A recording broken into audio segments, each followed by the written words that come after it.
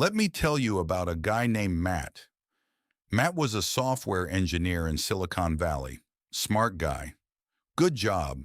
Making about $80,000 a year. Nothing crazy for the Bay Area, but comfortable. He paid his bills. He had some savings. He was doing fine. Then 2021 happened. You remember 2021. The stock market was going crazy. Everyone was making money. Your barista was giving you stock tips. Your uncle, who never invested a day in his life, was suddenly a day trader. It was everywhere. Matt had never invested before, but he started hearing the stories. A coworker turned $5,000 into $50,000 on GameStop. A friend from college bought crypto in January and sold it in April for triple. A YouTuber he followed was renting a Lamborghini with his Robinhood profits. And Matt thought, why not me? He opened a brokerage account. He transferred $5,000 just to start. He bought a few stocks everyone was talking about. Tesla, AMC, Dogecoin, and for the first couple weeks, he made money. Not a lot, a few $100, but it worked. So he put in more, $10,000, then $20,000, then all of it, his entire savings, $80,000, all in, and then the market turned. In 6 months, Matt lost everything, every single dollar. But here's the thing about Matt's story. It's not about bad luck. It's not about being stupid. And it's definitely not about the stock market. It's about psychology. And the same psychology that destroyed Matt's portfolio? It's running in your brain right now. Every time you make a decision about money, whether it's $5 or $50,000, those same mental glitches are pulling the strings. Today I'm going to show you exactly what happened to Matt, and more importantly, what was happening inside his brain. Because once you understand the psychology behind losing it all, you might just be able to avoid the same trap. By the end of this video, you're going to see exactly how our brains are wired to lose money and what you can do about it. And I promise, by the time we're done, you'll never look at a big financial decision the same way again. So let's stop for a second. Why do smart people make terrible financial decisions? Matt isn't an idiot. He's a software engineer. He solves complex problems for a living. But when it came to his own money, he fell for every single trap. And here's the part that really gets me. Matt didn't lose his money because he made one bad decision. He lost it because he made the same mistake over and over again. And that mistake? It wasn't about the stocks he picked. It was about how his brain was wired. Over the next few minutes, I'm going to walk you through 3 psychological traps that destroy most investors. And I'm going to show you how Matt fell into every single one. But here's the good news. Once you know the traps, you can avoid them. So let's get into it. Trap number 1. Trap number 1, loss aversion. This is one of the most well-documented biases in behavioral economics. And it works like this. For humans, the pain of losing something is about twice as powerful as the pleasure of gaining the same thing. Losing $100 feels about as bad as gaining $200 feels good. That's not an opinion. That's neuroscience. It's been tested in dozens of studies. Daniel Kahneman and Amos Tversky, the godfathers of behavioral economics, proved this in the 1970s. And every study since has confirmed it. Losses hurt more than gains feel good. Now here's the problem. When the market started going down, Matt watched his portfolio drop. And that pain? It was intense. So he did what any human would do. He tried to stop the pain. But here's where it gets interesting. Most people think panic selling happens because you're scared of losing money. That's true. But it's not the whole truth. The real driver is something called myopic loss aversion, a fancy term that means we're hypersensitive to short-term losses, even when we know we should be thinking long-term. Your brain is wired to prioritize the pain right now over any future reward. Evolutionarily, that made sense.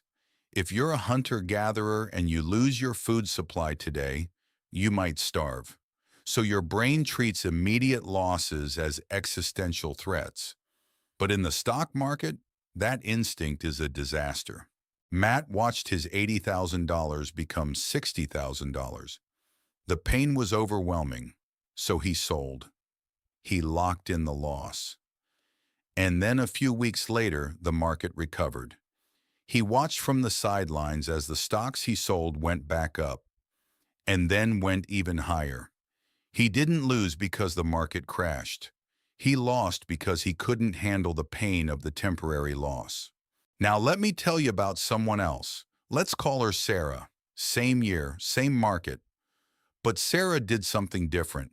Sarah had a financial advisor who told her something important. He said, "Sarah, you're going to see your portfolio drop. It's going to feel terrible. But here's the thing. You're not investing for today.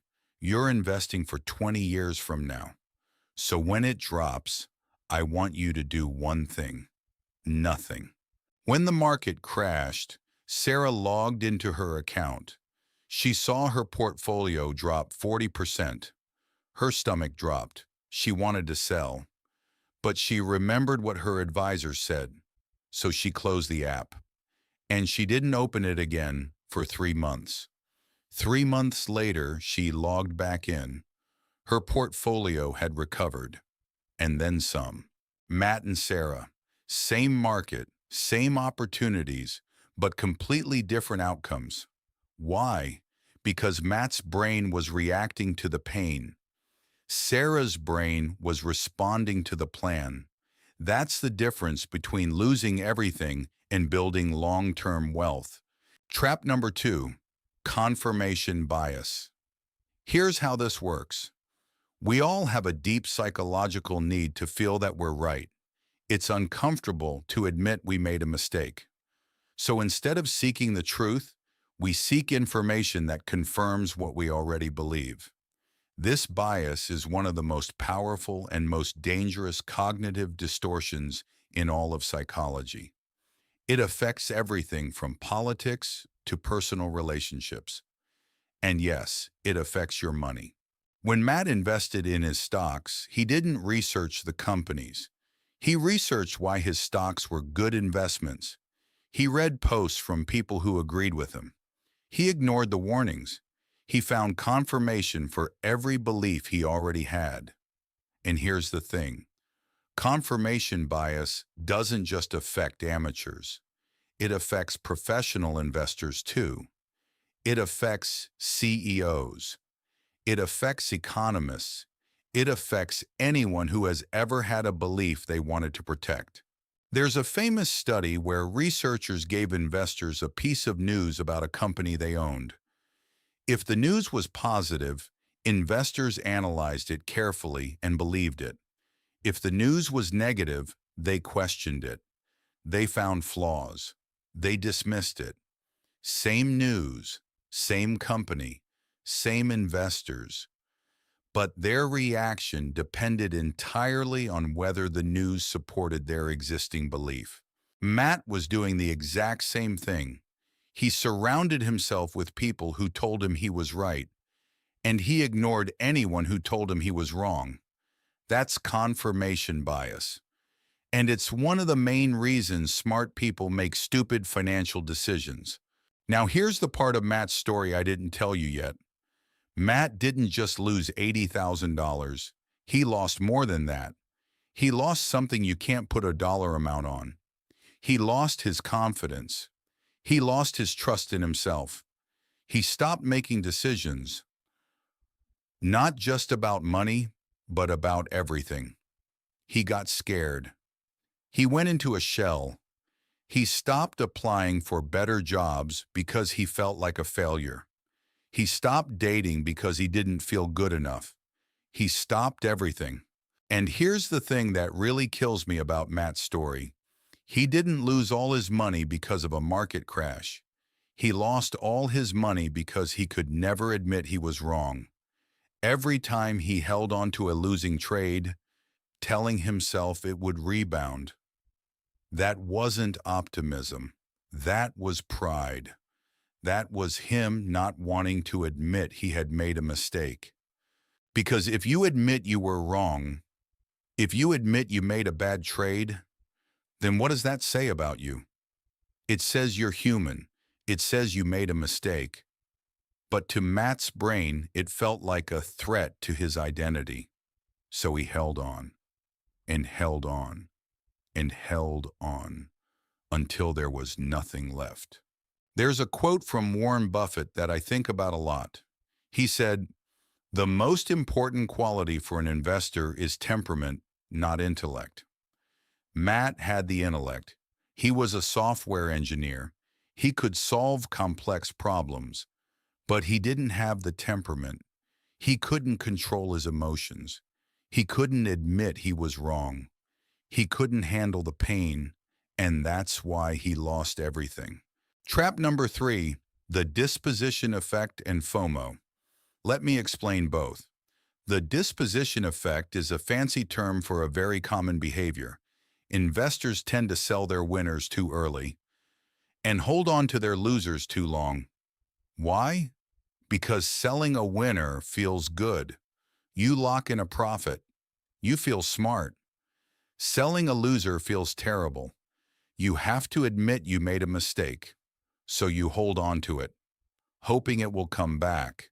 Matt did this repeatedly. He sold stocks that went up, taking small profits, and held stocks that went down, hoping they would recover. Over time, his winners were gone, and his losers kept losing. And then there's FOMO, fear of missing out. This is the feeling that everyone else is making money and you're getting left behind. It's the reason people buy at the top of a bubble. It's the reason people put money into things they don't understand. Because the pain of missing out feels worse than the pain of losing money. There was a study from the University of California that looked at brain activity during a market bubble. When people saw others making money, the pleasure centers in their brains lit up, and their fear centers shut down. They literally couldn't feel fear anymore. They only felt the excitement of the opportunity. That's what happened to Matt. When everyone around him was making money, he couldn't stand it. He felt like he was missing out. So he put all his money in at the exact worst time. And here's the thing, FOMO is a trap, because the moment you start making decisions based on FOMO, you stop making decisions based on logic. You stop thinking about your own goals, your own timeline, your own risk tolerance. You start thinking about what everyone else is doing, and that's a recipe for disaster. And there's one more piece to this that I want to mention, anchoring. Anchoring happens when you fixate on a specific number, often the highest price you ever saw, and can't let go of it. For Matt, that was $80,000, or maybe $90,000, or $100,000 when it briefly went up. As the market fell, he kept thinking, it was at $100,000 a month ago. That's what it's really worth. If I just hold on, it'll go back to that number. But stocks don't care what you bought them at. They only care about the future. The past is irrelevant. But our brains can't accept that. We get anchored to that number, and we make bad decisions because we can't let go of it. If you want to understand this better, I'll put a link in the description to a video that explores anchoring even deeper. But for now, just remember, the past price is not a prediction of the future. It's just a memory. And your brain's attachment to that memory could cost you everything. So what do we learn from Matt's story? 3 lessons. 1. Understand loss aversion. Your brain is going to panic when prices drop. That's normal. The question is, what do you do about it? You prepare. You make a plan before the panic hits. You write it down. I use a simple rule. I don't check my portfolio more than once a month. It takes away the temptation to panic. You can do the same. 2. Fight confirmation bias. Seek out opinions you disagree with. If you're sure a stock is a great buy, read 3 bearish articles about it. Try to prove yourself wrong. If you can't, then you've done the work and you can feel confident. But chances are, you'll find reasons to change your mind. 3. Be honest about your own psychology. Are you the kind of person who panics when things go down? Or do you stay calm? Be honest with yourself. If you're not sure, start with a small amount of money, an amount you can afford to lose, and see how you react. Learn about yourself before you put real money on the line. You don't have to be a genius to build wealth. You just have to understand your own brain. That's it. Because the biggest obstacle to building wealth isn't the market. It's not the economy. It's not your income. It's the 3 pounds of flesh inside your skull. Master that, and you can master your money. Before I go, I want to leave you with one final thought. Money is not math. Money is psychology. Every financial decision you make, from buying a coffee to investing in stocks, is driven by emotion. And the more you understand your emotions, the better your decision will become. So here's my question for you. Have you ever made a financial decision out of fear or greed and regretted it later? Drop it in the comments. I read every single one. Share your story. What happened? What did you learn?